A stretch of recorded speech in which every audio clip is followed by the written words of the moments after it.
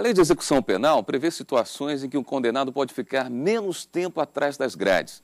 O preso que trabalha ou estuda tem uma redução da pena. É a chamada remissão penal, tema do fórum de hoje. Para discutir o assunto, recebemos Arcelino Vieira Damasceno, o diretor do Sistema Penitenciário do Ministério da Justiça, e Ticiano Figueiredo, advogado criminalista. Agora, antes de iniciarmos a entrevista, acompanhe uma reportagem. O projeto Remissão pela Leitura foi criado a partir de encontros entre os representantes da Corregedoria da Penitenciária, da Divisão de Reabilitação da Unidade e do Conselho Comunitário. Ele foi colocado em prática em 2009, inclusive para a reintegração social do preso. A gente foi às ruas para saber o que a população acha do governo estimular o gosto pela leitura e ainda ajudar o preso a sair mais rápido da cadeia. Boto fé não. Acho que não funciona não. Para recuperar o preso, não? Não resolve, não. Funciona para quê, então? Para ele sair da cadeia, eu acho. Eu coloco ele em trabalho pesado, né? Para ele sentir. Quando ele for fazer algo de errado com um cidadão que trabalhou, ele trabalhando, ele vai saber a valorizar e não mexer com outras pessoas que trabalham, que é trabalhador, recebe o salário mínimo e muitos tomam, né? Muitos pais de família, eles têm que trabalhar duro, pesado. Mas tem gente que acha que o detento precisa ter cultura sim. Por que não? Isso depende do livro que ele está lendo, né? Se for um livro que está ensinando alguma coisa de melhor, isso depende do livro, né? Agora, se for qualquer livro, não vale a pena, não. Wellington, faz sentido mesmo. Não pode ser qualquer livro, mas já existem obras indicadas. E aí o preso pode reduzir até 24 dias por ano na pena. São clássicos da literatura mundial. Aqui estão alguns deles. Incidente em Antares, Crime e Castigo, O Menino do Pijama Listrado, Dom Casmurro, de Machado de Assis, O Cortiço e A Senhora do Jogo. Os livros são bons, mas tem gente que acha que é preciso muito mais do que isso para reeducar quem cometeu crimes. Banco de escola, ir para o banco de escola. Já pensou se ele, pera ainda, eu vou ver a saga de Lampião?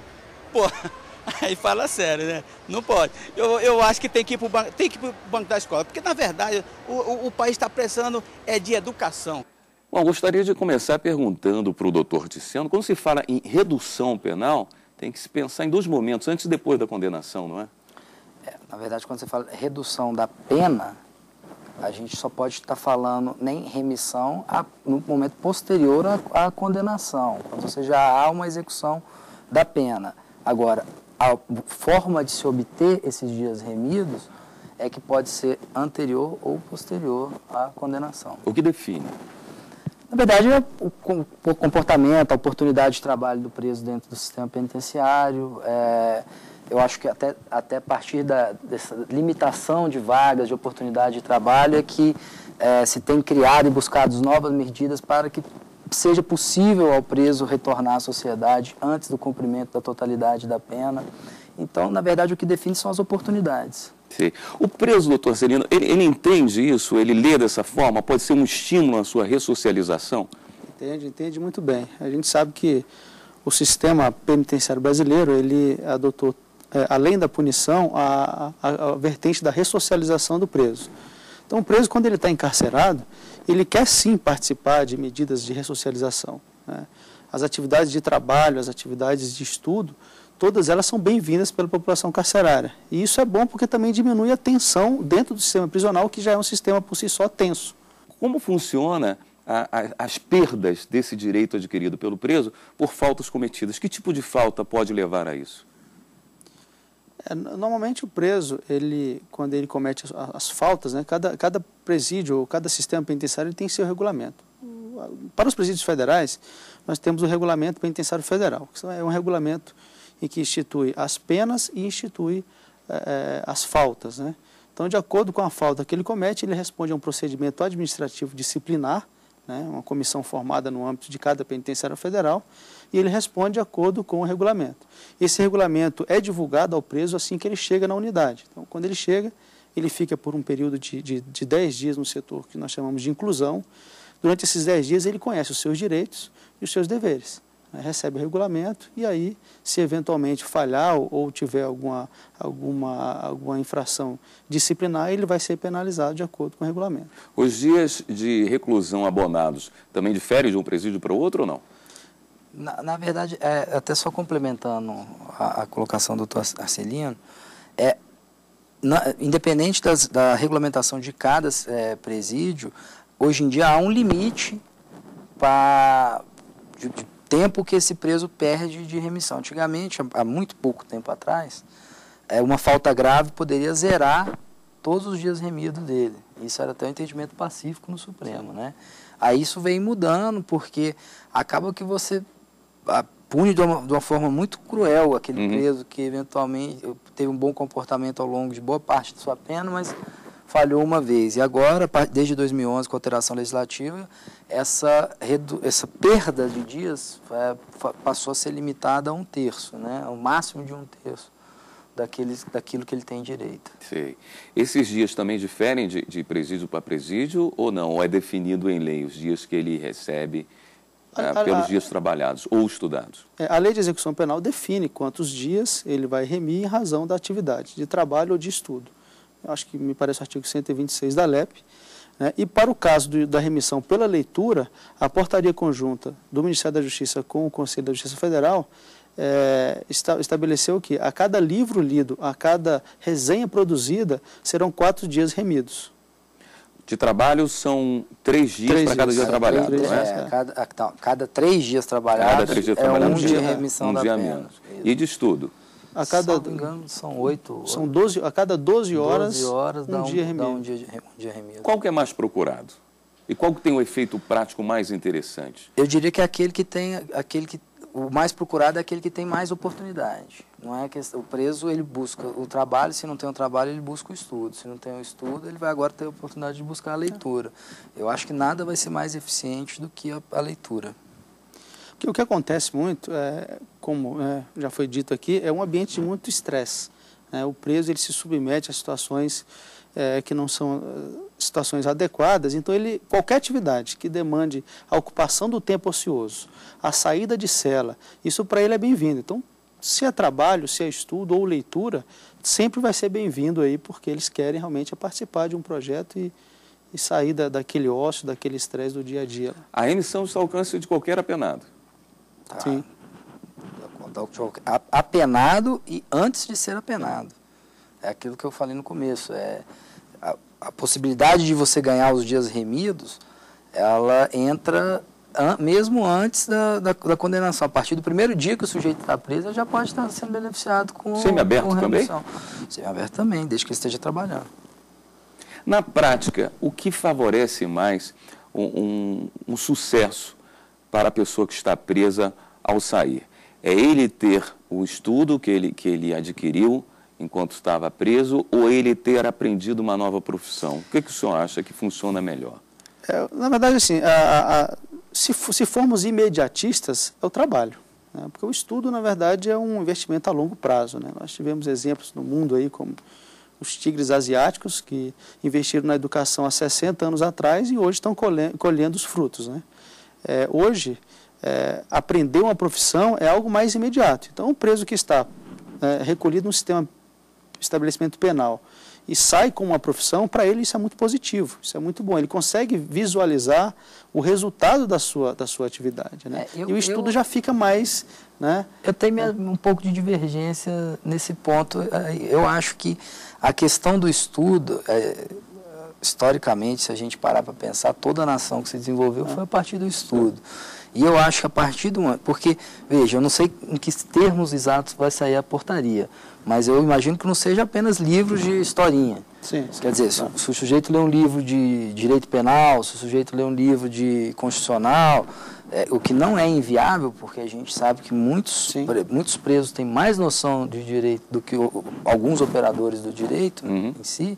Então, eu vejo, na verdade, com muitos bons olhos, a questão do estudo. Acho que o trabalho também é ótimo, dignifica o homem, mas eu acho que o estudo você vai despertar naquele cidadão a consciência de que ele não precisa voltar para aquele estabelecimento prisional.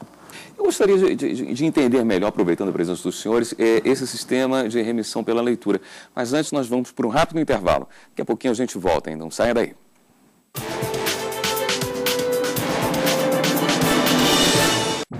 No artigo 5º desta semana, vamos falar sobre justiça restaurativa. Neste tipo de resolução de conflitos, vítima e agressor ficam frente a frente para tentar um acordo e a compensação de danos morais e materiais. No estúdio, eu converso com o juiz Aziel Henrique e com a psicóloga Helena Maria Costa, que atuam no projeto de justiça restaurativa do Tribunal de Justiça do Distrito Federal e Territórios. Eu espero você no artigo 5º. Eu já registrei uns 30 filhos. Eu já perdi as contas. Só nesse mês, 7. Com o programa Pai Presente do Poder Judiciário, agora o reconhecimento de paternidade ficou mais simples e pode ser feito em qualquer cartório de registro civil. O objetivo é identificar os pais que não reconheceram seus filhos e garantir a todos o direito à sua identidade biológica. Mais um, 8. Pai Presente, o reconhecimento que todo filho espera.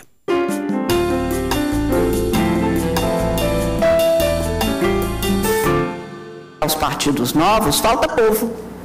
E eu não conheço democracia sem povo. E como é que o povo se manifesta? Se manifesta basicamente na hora que vota. Então pode ter muitos nomes, principalmente no caso das eleições proporcionais, em que se tem alguém que chegou lá com a estrutura partidária, vários são suplentes, só conseguiram entrar por causa de um sistema de listas, como nós temos no Brasil, de lista aberta, estão como suplente, carregam isso para outro, sendo que toda a estrutura partidária foi que o levou a esta condição. Portanto, eu acho que é preciso que no Brasil tenha não apenas eleitos, mas democracia se faz com o povo, é com o cidadão.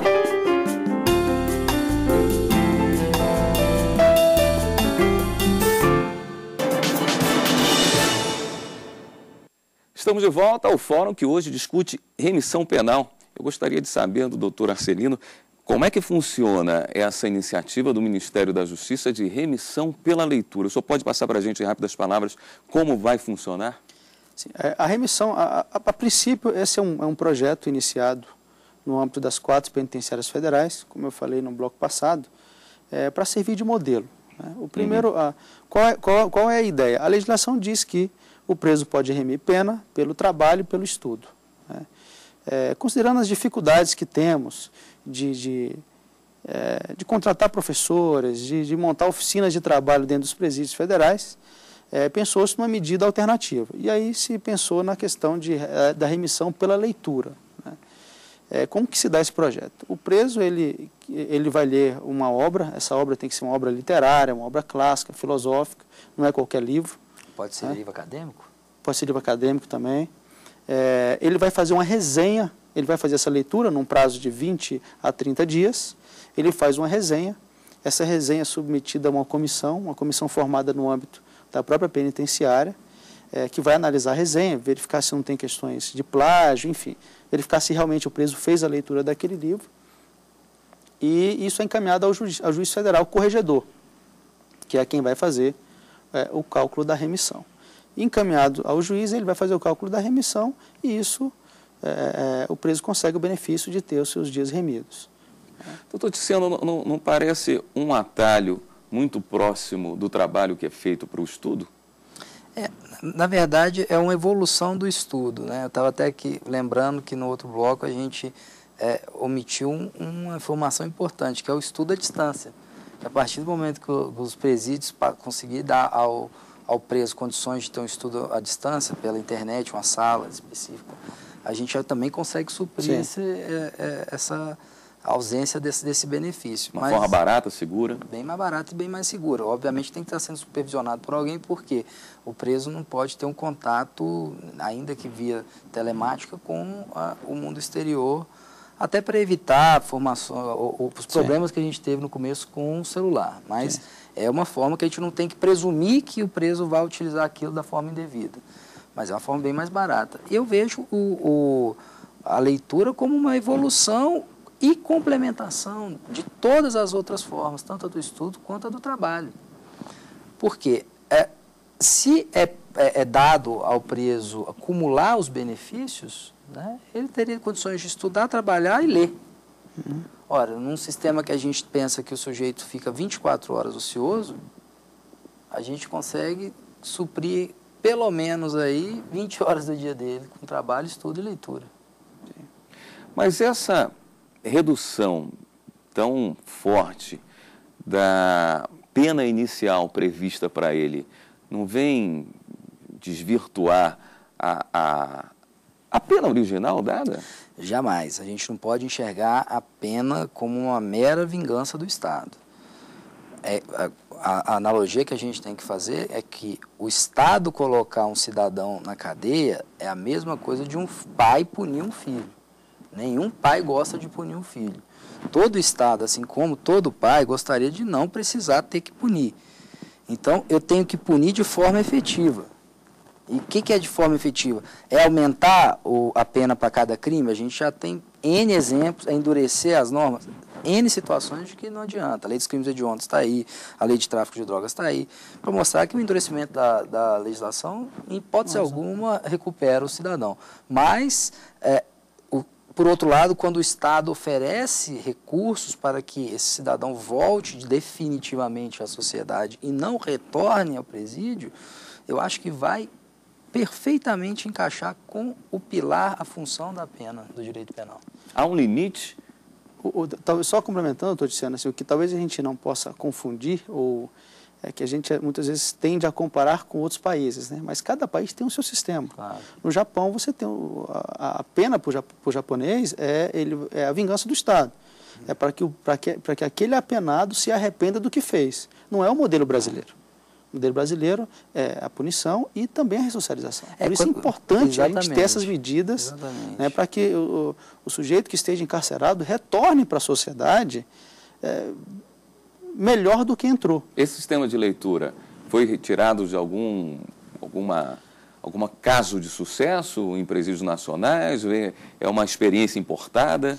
Essa experiência nasceu, né, dos servidores, né, da ideia dos servidores do Sistema Penitenciário Federal e do juiz, de um dos juízes federais corregedores de Catanduvas, um juiz extremamente humanista, né, e começamos a pensar numa forma de fomentar a leitura dentro do presídio federal, uma forma de estabelecer que aquele tempo lido de leitura fosse considerado como estudo, fosse considerado como hipótese de remissão.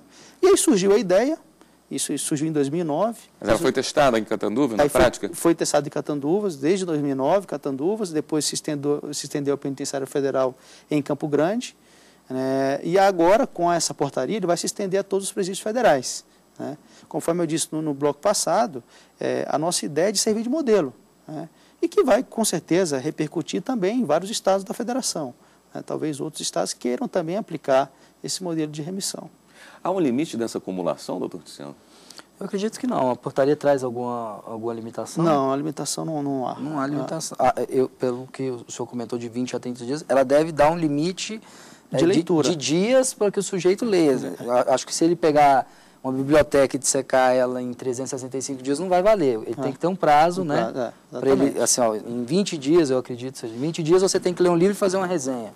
Agora, eu não sei se é permitido a ele ler em 2 dias e fazer essa resenha. Considerando o prazo de 20 a 30 dias, né, nós vamos ter quase que um livro por dia, né? Então, seriam 12 livros por ano, né, totalizando aí 12 vezes 4 dias de remissão. 48 dias de remissão. E por que isso? Isso é uma portaria, isso pode ser alterado.